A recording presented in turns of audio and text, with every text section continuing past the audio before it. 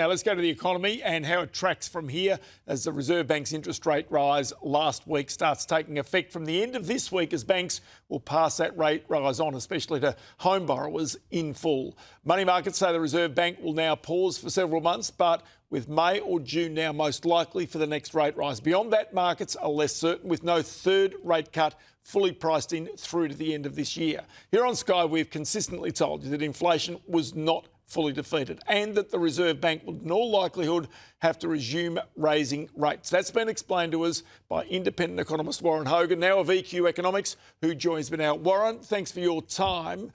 This is a reality of it, isn't it? The reason why interest rates are going up is because inflation is not defeated. Regardless of whose fault the inflation is, the fact is the experiment to try and keep the jobs market full and inflation to come down would appear to have not worked at this point. Yeah, good afternoon, Ross. That's exactly right. The so-called narrow path strategy doesn't appear to be working. We certainly have kept unemployment low. It's remained below 4.5% through this whole last, 4 years. But of course, now the RBA is forecasting core inflation to remain above the midpoint of its target until 2028.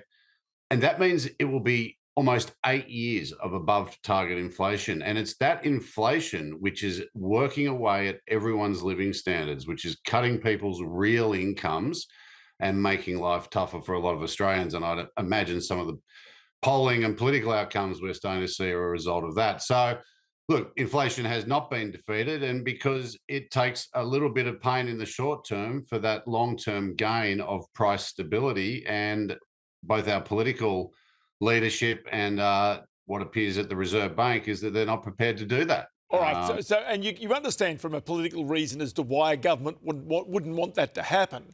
But the Reserve Bank here went along with the government and basically thought they could take this narrow path. But in reality, other nations, which are still now cutting interest rates, most of the Western world went harder with the interest rate increases. They pushed their unemployment rates higher. And so they took the more traditional path to get their economies to revert, to get rid of the inflation. Yeah, and it's worked. Although for some countries there has been sort of reasonably mild recessions. None of them have experienced a severe rise in unemployment. There's been rising unemployment.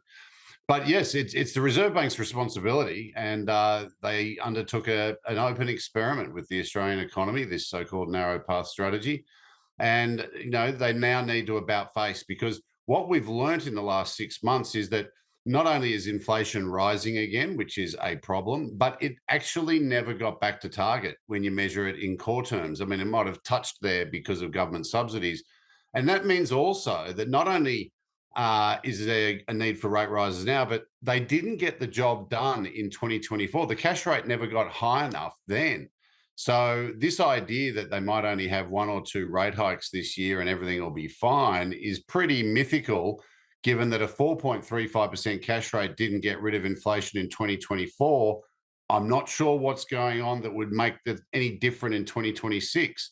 So they have to get rid of the rate cuts from last year, quick, smart, and then think about what is after that. Because unless the governments of Australia tighten fiscal policy up in the upcoming budgets this year, I think the Reserve Bank's probably going to have to keep going past that 4.35 we saw in 2024. So that means from here, at least another 3 interest rate rises to try and see whether they can actually take demand out of the economy.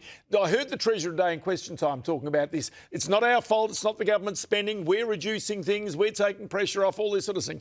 Here's from my EFO. I just want to show you this. It's the numbers. This is actually the forecast government spending over the next 4 years. $786 billion this year. It rises 3.14% next year, 811, then by 3.75% to 841, and then up by 4.9%, $882 billion. So don't tell me the government's actually cutting back, Warren.